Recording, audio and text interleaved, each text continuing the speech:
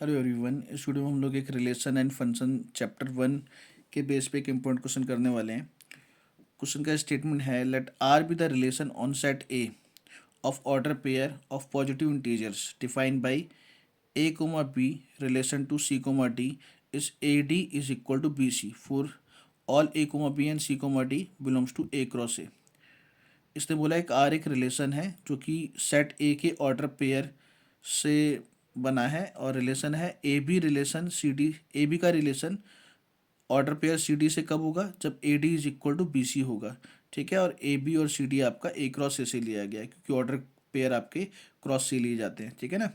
Then show that the R is equivalence relation, तो हमें proof करना है कि आर क्या होगा? इक्विवेलेंस रिलेशन होगा। ठीक है, तो कोई भी रिलेशन हमारा इक्विवेलेंस कब होता है? जब वो रिफ्लेक्सिव भी होता है, सिमेट्रिक भी होता है और ट्रांजिटिव भी होता है। ठीक है, तो रिफ्लेक्सिव, सिमेट्रिक ट्रिक और ट्रांजिटिव रिलेशन हम लोग ऑर्डर पेयर के केस में कैसे प्रूफ करते हैं वो मैं एक बार आपको शॉर्ट में बता देता हूँ, उसके बाद क्वेश्चन को स्टार्ट करेंगे। देखो, सबसे पहला रिफ्लेक्सिव।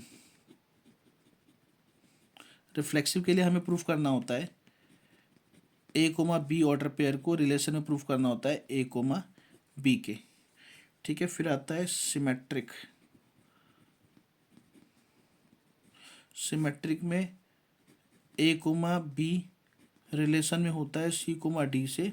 हमें प्रूफ करना होता है कि सी कोमा डी भी रिलेशन में होगा ए कोमा बी के। ठीक है, फिर आता है ट्रांजिटिव। ट्रांजिटिव में हमें प्रूफ करना होता है कि अगर ए कोमा बी रिलेशन में है सी कोमा डी के and C comma D relation में है ए कोमा बी के, तो ए कोमा बी का रिलेशन होगा, सॉरी सी कोमा डी किसके होगा?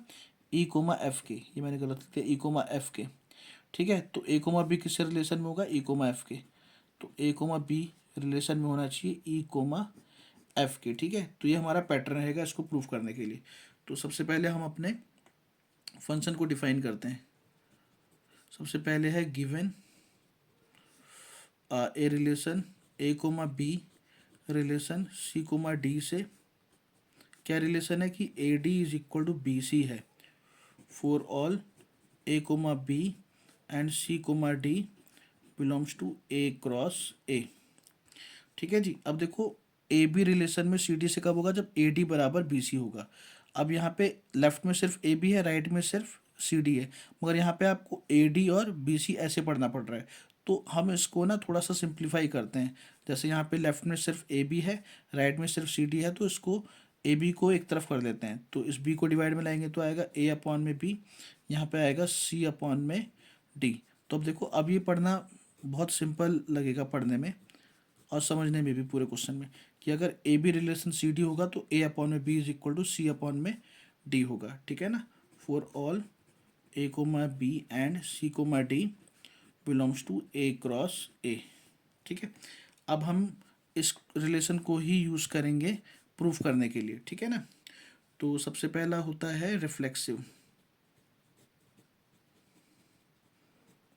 रिफ्लेक्सिव में सिर्फ एक ही ऑर्डर पेयर ए बी की जरूरत पड़ती है, तो हम लेट करेंगे ए कोमा बी। लेट कहाँ से करेंगे? यहाँ से, क्योंकि ए क्रॉस बी में, ए क्रॉस में डिफाइन है ना, तो belongs to A cross A.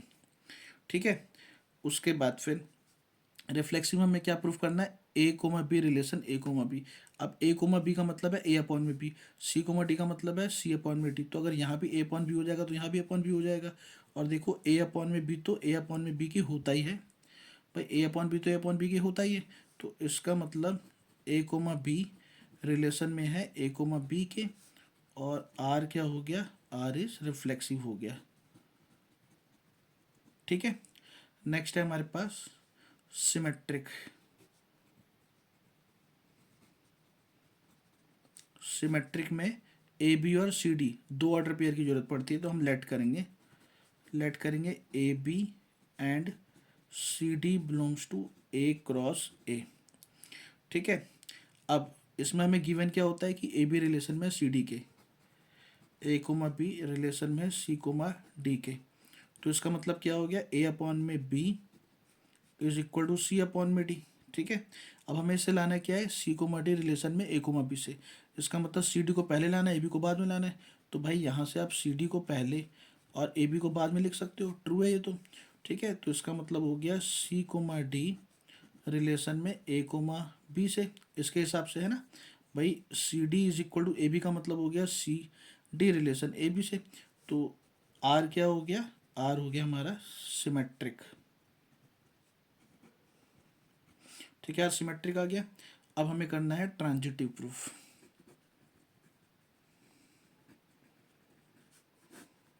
Transitive के लिए देखो, ट्रांजिटिव में ए बी सी डी और ई एफ तीन ऑर्डर पेयर की जरूरत पड़ेगी।